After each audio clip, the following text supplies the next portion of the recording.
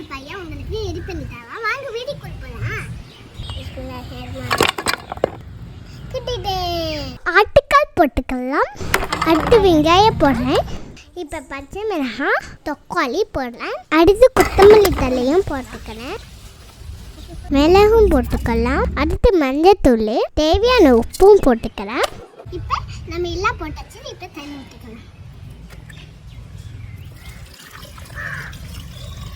மசாலாவை எல்லாம் மிக்ஸ் பண்ணுறேன். குக்கர் மூடி 10 நிமிஷம் வச்சுக்கலாமா? ஆட்டுக்கால் வேகட்டும். நம்ம மசாலா பண்ணலாமா? தேங்காய் போட்டுக்கிறேன். பாதாம் போடணும். அடுத்து சீரகம், சோம்பு போட்டுக்கணும். இல்லை தண்ணி ஊற்றிக்கிறேன். இப்போ அரைச்சிக்கலாம். ஒரு சட்டியில் எண்ணெய் ஊற்றி பட்டை வகை சேர்த்துக்கணும். அடுத்து நறுக்கின வெங்காயம் கொடுக்கறது கருவேப்பிலையும் சேர்த்துக்கிடணும். அது இது மாதிரியே எல்லாம் வதக்கிக்கணும். இஞ்சி பூண்டு பேஸ்ட்டும் சேர்த்துக்கணும். எல்லாம் பச்சை வடை போடனே வதக்கிக்கிட்டே இருக்கணும். தக்காளி சேர்த்துக்கணும்.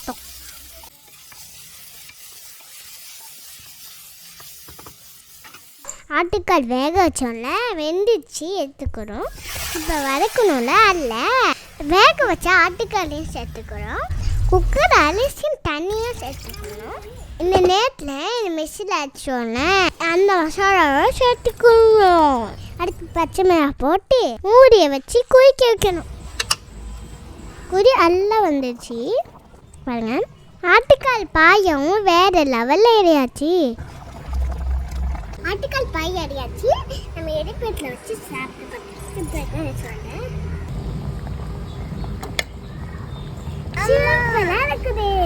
நம்ம சேனல் லைக் பண்ணி சப்ஸ்கிரைப் பண்ணி கமெண்ட் பண்ணுங்க.